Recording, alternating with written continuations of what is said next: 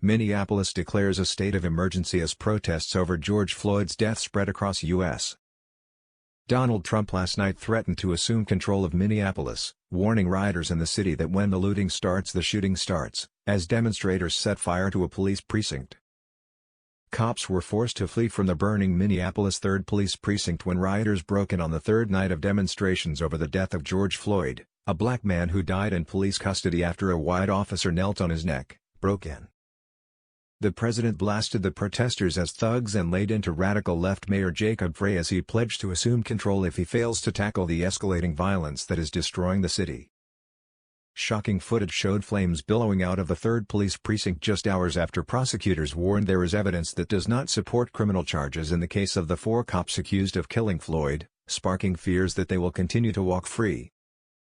A total of 500 National Guard soldiers were deployed to the streets of Minneapolis and neighboring St.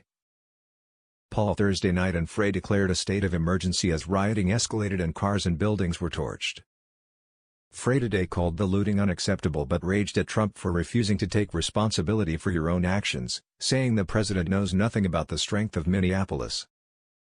Break-off protests over Floyd's death are building across several states, with disturbing footage showing the driver of a black SUV appear to deliberately mow down a Black Lives Matter protester in Denver, where panic also erupted when shots were fired during a march on the Colorado state capitol.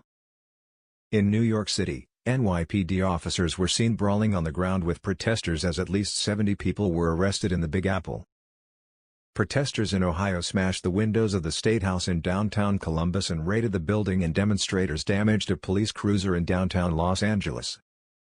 Over in Kentucky, 7 people were shot in downtown Louisville during a protest demanding justice for black woman Breonna Taylor, who was shot dead by cops back in March, as the Floyd case reignited tensions between cops and the African American community.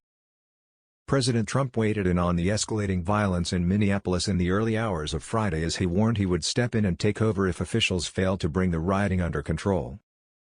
He blasted the radical left Mayor Frey, saying he needs to get his act together, while slamming protesters for dishonoring the memory of Floyd and warning when the looting starts, the shooting starts. "I can't stand back and watch this happen to a great American city, Minneapolis. A total lack of leadership. Either the very weak radical left mayor, Jacob Frey, get his act together and bring the city under control, or I will send in the National Guard and get the job done right," the president tweeted. "These thugs are dishonoring the memory of George Floyd, and I won't let that happen. Just spoke to Governor Tim Walz and told him that the military is with him all the way. Any difficulty and we will assume control, but when the looting starts, the shooting starts. Thank you." Speaking in the early hours of this morning, Mayor Frey fired back at the president and said, "Donald Trump knows nothing about the strength of Minneapolis.